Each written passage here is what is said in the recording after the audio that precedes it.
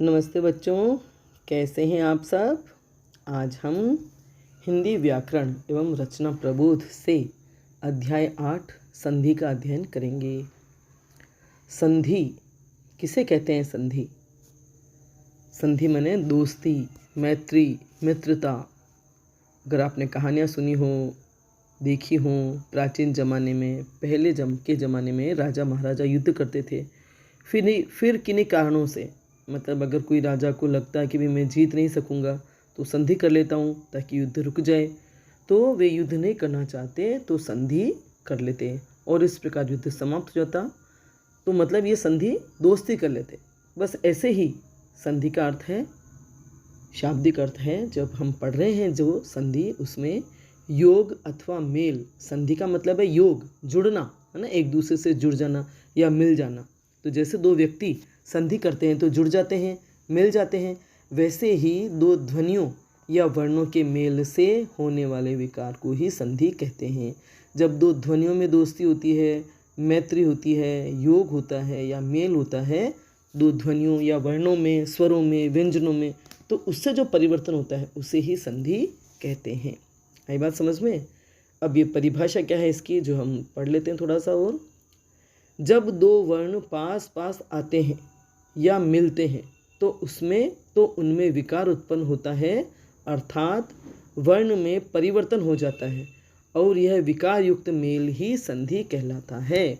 जब दो वर्ण आप जानते हैं, ए, आ, ई, ये जो स्वर और व्यंजन होते हैं, वर्णमाला है आपकी 44 स्वर और व्यंजनों की, तो वो उनमें से जब भी कोई दो वर्ण पास पास आते हैं या मिलते हैं तो उनमें एक परिवर्तन होता है।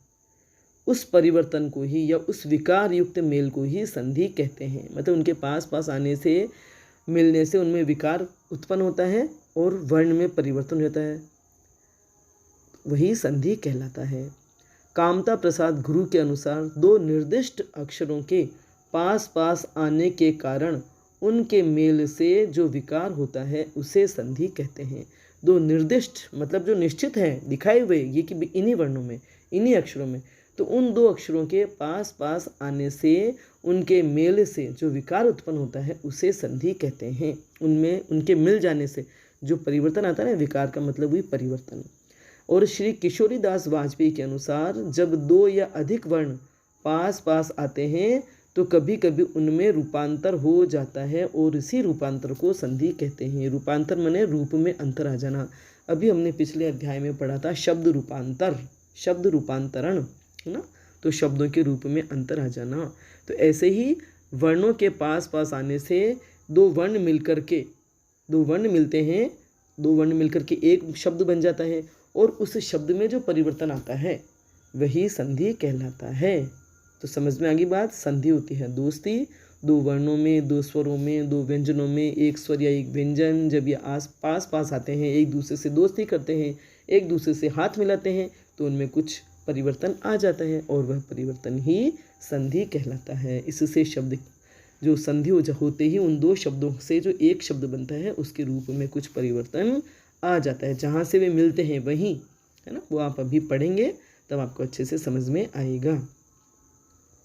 संधि की तो परिभाषा होगी। अब है संधि विच्छेद। विच्छेद माने अलग करना, वापस। पहले तो संधि की और अब विच्छेद कर दो, है ना। विच्छेद का मतलब ही अलग होना। वर्णों के मेल से उत्पन्न ध्वनि परिवर्तन को ही संधि कहते हैं। ये तो बात समझ में आ गई कि वर्णों के मेल से जो ध्वनि में परिवर्तन उत्पन्न होता है उसी को हम संधि कहते हैं। परिणाम स्वरूप उच्चारण एवं लेखन दोनों ही स्तरों पर अपने मूल रूप में भिन्नता आ जाती है। जब ये मेल होता है, संधि हो जाती है, इसके परिणाम स्वरूप उच्चारण माने बोलने में और लिखने में दोनों ही स्तरों पर उनके मूल रूप में भिन्नता आ जाती है। मूल रूप जो था वह बदल जाता है। अब हम बोलते हैं तो भी कुछ अलग बोलते हैं और जब लिखते हैं तो भी उनमें कुछ अंतर होता है। वर्तनी में अंतर आ ही जाता है, चाहे मात्रा में आता है, मात्रा में ही आता है। अतः उन वर्णों या ध्वनियों को पुनः मूल रूप में लाना ही संधि विच्छेद कहलाता है ना। जो दो शब्द अलग अलग थे या एक ही शब्द के टुकड़े थे या अलग अलग थे, उनको हम पास लाए तो संधि हो गई और उनको हम वापस पुराने रूप में ले गए तो वो विच्छेद हो गया।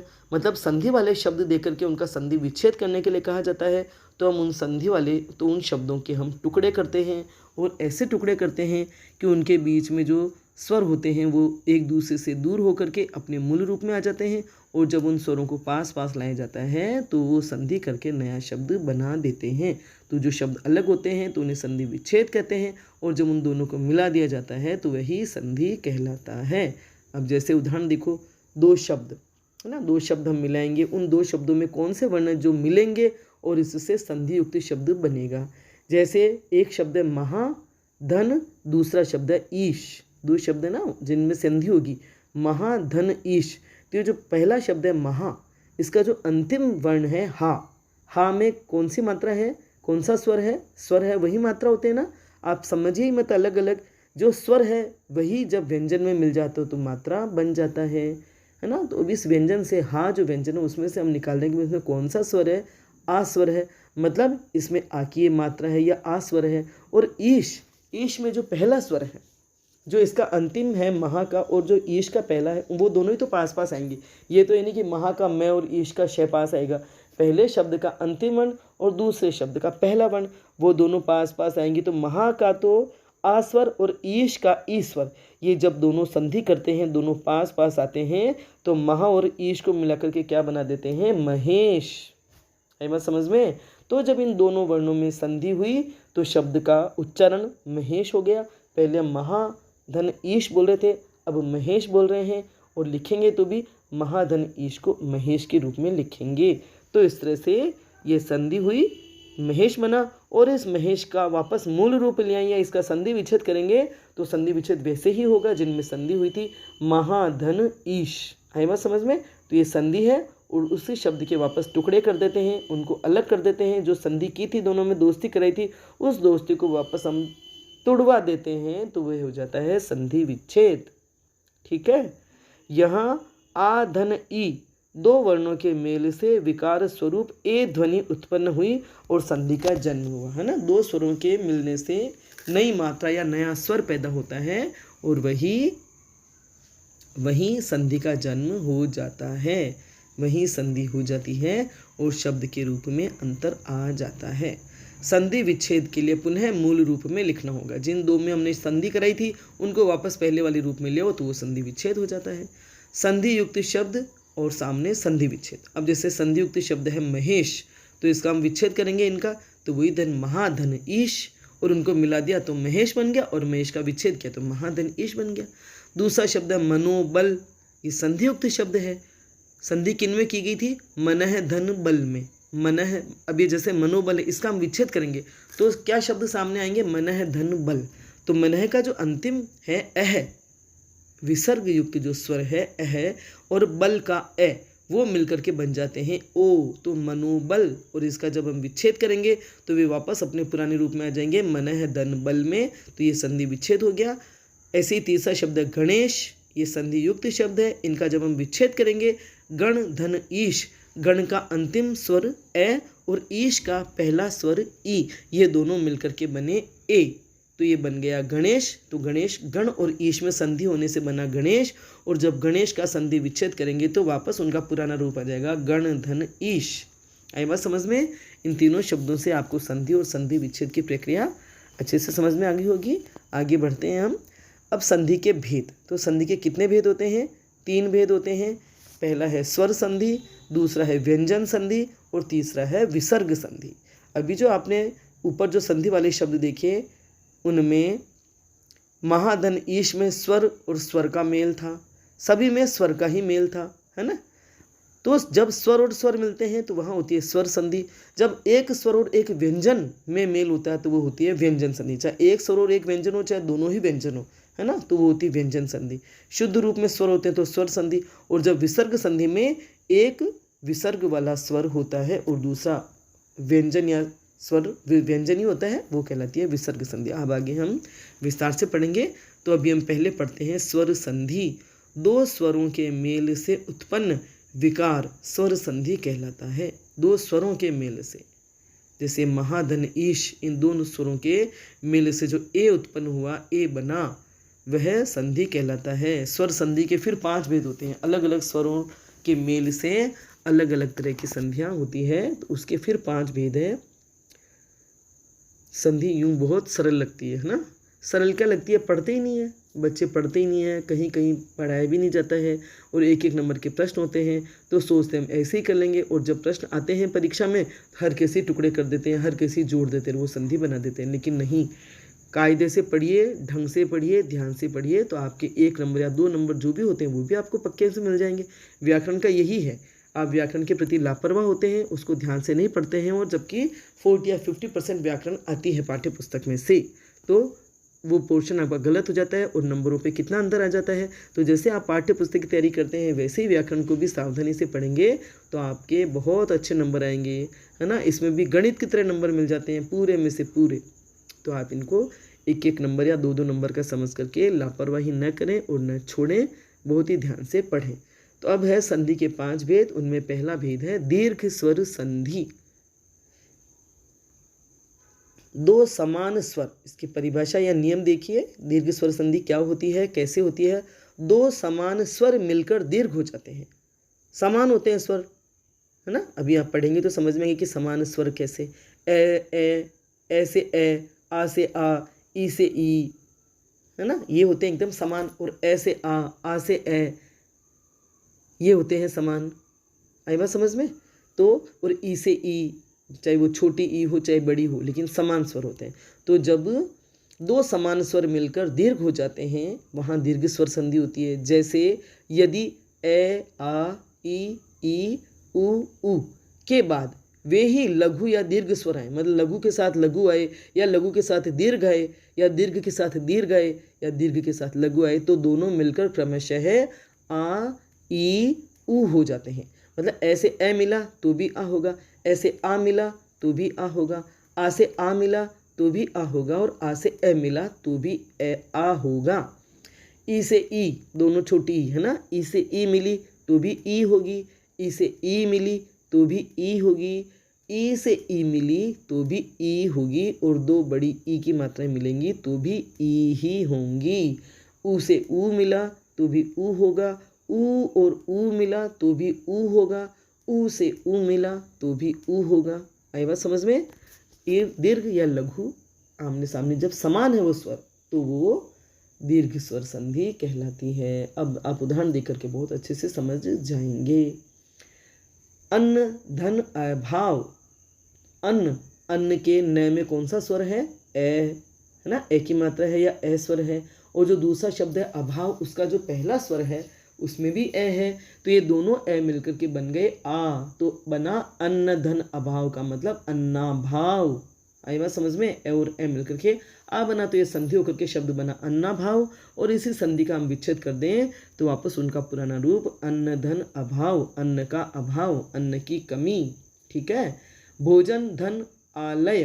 भोजन न, भोजन का जो अंतिम वर्ण है न, उसमें ए स्वर है, और आलय दूसरे शब्द का जो पहला वर्ण है आ, उसमें आ स्वर है, तो ए और आ मिलकर के भी बने भोजनालय। आ बने मतलब आ, ए और आ मिलकर के भी आ बने, तो ये भोजन और आलय जुड़ करके बन गया भोजनालय। आई बात समझ में। तीसरा है विद्या धन अर्थी। तो विद्या का अंतिम वर्ण है ध्या, इसमें जो स्वर है आ, और अर्थी में है पहला स्वर ए, तो आ और ए मिलकर के भी बना आ, तो ये विद्या और अर्थी मिलकर के बने विद्यार्थी। आई बात समझ में। महाधन आत्मा। महा का आ और आत्मा का आ, है ना। अब मैं वापस ये नहीं बताऊंगी बार बार कि महा की हा में आ है, ये तो आपको समझ में आ ही रहा है। अभी स्वर संधि पढ़ रहे हैं और केवल स्वर ही स्वर हैं और स्वर ही मात्रा होते हैं। तो जो आ है तो उसमें आ की मात्रा है या वो आ स्वर है, ई है तो वो ई की मात्रा है या ई स्वर है। तो महा का हा आ और आत्मा का आ मिलकर के भी बना आ, और ये शब्द बन गया महात्मा। एक बात जरूर कहूँगी यहाँ कि जो संधि होती है ना, संधि के जो मूल रूप 2 शब्द जो हैं अलग अलग, जिनको हम मिलाकर संधि बनाते हैं, वो शब्द भी अपने आप में शुद्ध होते हैं। ऐसा नहीं कि आप उनके अशुद्ध, मतलब अशुद्ध और शुद्ध से मेरा मतलब ये है कि जैसे अभी मान लो बच्चों को नहीं आता है या वो पढ़कर नहीं जाते हैं या पढ़े हुए नहीं होते हैं, तो जैसे अभी महेश शब्द था उसका संधि विच्छेद करना हो तो हो सकता है आप महे धन शय कर दो, भोजनालय का भोजना धन लय कर देते हैं। बच्चे यही तो करते हैं ज़्यादातर, क्योंकि पढ़ते तो है नहीं हम ध्यान से, या नियम पढ़ते नहीं है या पढ़ते नहीं है, जो भी हो कारण, भोजनालय का संधि विच्छेद क्या करेंगे, भोजना धन लय। तो ये भोजना कोई शब्द नहीं होता है, भोजन धन आलय, तो जो शब्द है सही और शुद्ध उन्हीं में संधि होती है, और संधि विच्छेद होता है तो भी वही शब्द आते हैं। ये नहीं कि हम कैसे भी उनके टुकड़े करके और समझ लें कि संधि विच्छेद हो गया और हमारा जवाब सही हो गया, नहीं। विद्यार्थी तो विद्या धन थी, अन्ना भाव तो अन्ना धन भाव, नहीं। अन्न धन अभाव, विद्या धन अर्थी, भोजन धन आलय, ऐसे होते हैं। तो ये आप चीज़ का ध्यान रखें कि जब भी संधि विच्छेद करते हैं, आपका शब्द पढ़ा हुआ था, नहीं था, पढ़ के नहीं गए, लेकिन आप ये ज़रूर देखें कि हम जो टुकड़े कर रहे हैं वो दोनों टुकड़े, दोनों शब्द अपने आप में शुद्ध होने चाहिए। आई बात समझ में? तो अनजाने में भी आप करोगे तो वो आपके हो सकता है सही हो जाएं। अब आगे बढ़ते, ये थे ए और अब है गिरी धन इंद्र। तो गिरी का जो अंतिम वर्ण है री, उसमें छोटी ई की मात्रा है, और इंद्र में भी ई है ना। तो ई और ई मिलकर के बने बड़ी ई की मात्रा, ई और ई मिलकर के दीर्घ हो जाएंगे। यहाँ दीर्घ संधि है ना, तो ई और ई, लघु और दीर्घ, दीर्घ और दीर्घ, दो लघु मिलकर के भी दीर्घ हो जाते हैं। तो ई और ई मिलकर के बना गिरीन्द्र, तो गिरी धन इंद्र बराबर गिरीन्द्र, और गिरीन्द्र के हम टुकड़े करेंगे यानी वापस संधि विच्छेद करेंगे तो गिरी धन इंद्र। इसके लिए ये भी जरूरी कि आपको शुद्ध लिखना आता हो, आपकी वर्तनी संबंधी अशुद्धियाँ न होती हो। आप जो बाकी लिखते हैं तो बहुत अशुद्धियाँ करते हैं, लेकिन वो अशुद्धि हुई तो आपके व्याकरण में प्रश्न बहुत गलत हो जाएंगे। छंद अलंकारों में भी ऐसा ही होता है। अगर आप हिंदी साहित्य के विद्यार्थी हैं, 11th और 12th में हैं, तो आपके छंद अलंकारों में भी ये गलतियाँ होती है। आई बात समझ में? छंदों में जब मात्राएं गिनी जाती है तो अब गिरी में आप अगर अशुद्ध लिखते हैं, गिरी रे पे बड़ी ई की मात्रा लगाते हैं, तो फिर आप अशुद्ध संधि विच्छेद करेंगे तो अशुद्ध कर देंगे, है ना। और ज़्यादातर संधि शब्द ही दिए जाते हैं उनका विच्छेद करने के लिए। विच्छेद भी होते हैं जिनकी संधि की जाती है, लेकिन आप संधि विच्छेद में ऐसे मात खा सकते हैं, तो आप ये जरूर याद रखें। गिरी धन ईश, गिरीश। रजनी धन ईश, तो रजनी का अंतिम स्वर ई और ईश का भी ई, तो रजनीश, दोनों मिलकर के दीर्घ हो गए, रजनीश। भानु धन उदय, भानु में ऊ की मात्रा, मैंने छूटा तो नहीं ना कहीं, गिरेंद्र महेंद्र, मही धन इंद्र, ये छूट गया, मही धन इंद्र, तो मही है ना, मही मैंने धरती, और इंद्र तो मही में बड़ी ई है और इंद्र की छोटी ई, बड़ी ई और छोटी ई, यानी ई और ई मिलकर के महेंद्र। गिरी धन ईश, गिरीश। रजनी धन ईश, रजनीश। ये नहीं कि रजनीश संधि शब्द दे दे के टुकड़े करो या संधि विच्छेद करो तो रज धन नीश, नहीं, रजनी धन ईश। ये स्वरों में संधि होती है, शब्दों में नहीं। शब्दों के पहले शब्द के अंत में और दूसरे शब्द के प्रारंभ में जो स्वर होते हैं उन स्वरों में संधि होती है, ठीक है। भानु धन उदय, तो भानु का उ और उदय का उ ये मिलकर के दीर्घ हो गए, तो भानुदय। वधु धन उत्सव, उत्सव, वधु धन उत्सव, तो वधु का उ और उत्सव का उ ये भी मिलकर के होंगे वधूत्सव। इधर थोड़ा गलत लिख दिया, गलत प्रिंट हो रखा है, उ वधु का उ है ना, और उत्सव का उ छोटा उ, तो ये हो गए वधूत्सव। भू धन ऊर्जा, भू का बड़े उ की मात्रा और ऊर्जा में भी बड़े उ की मात्रा है, दोनों मिलकर के भी दीर्घ हो जाएंगे। दो लघु उ मिलकर के भी दीर्घ हो जाएंगे और दो दीर्घ मिलकर के भी दीर्घ हो जाएंगे और एक लघु दीर्घ मिलकर के भी दीर्घ हो जाएंगे। और उ का तो ये उदाहरण हो गया भूधन ऊर्जा, है ना।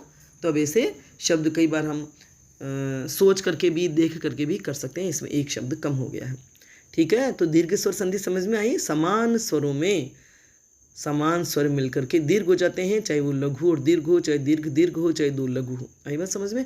अब दूसरी संधि गुण संधि, पढ़ लें, इतना तो और पढ़ ही लेते हैं। गुण संधि कि यदि ए या, नियम देखिए, यदि ए या आ के बाद ई या ई, उ या उ, री आए तो दोनों मिलकर क्रमशः ए, ओ और अर हो जाते हैं। अभी हम पढ़ेंगे शब्द तो समझ में आएंगे। देखो एक बात और बता देती हूँ मैं आपको, संधि में नियम आप याद नहीं रख पाएंगे, मुझे भी याद नहीं है, न मैंने याद किए, क्योंकि इतने लगते हैं ये कठिन, याद कैसे रख सकते हैं। या के बाद ये हो, मतलब स्वर संधि थी, दीर्घ स्वर संधि, वो तो फिर भी याद हो जाएगी, सिंपल है। गुण संधि, बाद में यण, अयादि और ये सब संधि आती है, तो हम ऐसे नियम याद नहीं रख सकते, नियम के अनुसार नहीं चल सकते, इन्हें उदाहरणों से ही चलना पड़ता है। मतलब आप इन शब्दों की इतनी रीडिंग लगाएं कि आपके दिमाग में बैठ जाए। शब्द आती है, आप संधि विच्छेद कर दे, संधि विच्छेद आया हो तो आप संधि कर दें। अपने आप इतनी आदत में हो जाना चाहिए कि आप इनके 3 बार तो रीडिंग लगा ही दें, कम से कम 3 बार आप कोई भी चीज़ पढ़ लोगे तो वो टैप रिकॉर्ड की तरह आपके दिमाग में रिकॉर्ड हो जाएगी। ये मेरा अनुभव है बरसों का। आई बात समझ में। तो गुण संधि में ए या आ, मतलब पहले शब्द में के अंत में ए या आ स्वर होता है, उसके बाद दूसरे शब्द का जो है ई या ई हो, उ या उ हो या री हो, बस पहले के अंतिम ए या आ और उसके बाद ई उ या री आए तो वो मिलकर के ओ और अर हो जाते हैं, क्रमशः ए ओ और अर हो जाते हैं। अब देखिए ना, शब्दों से पढ़ना आप।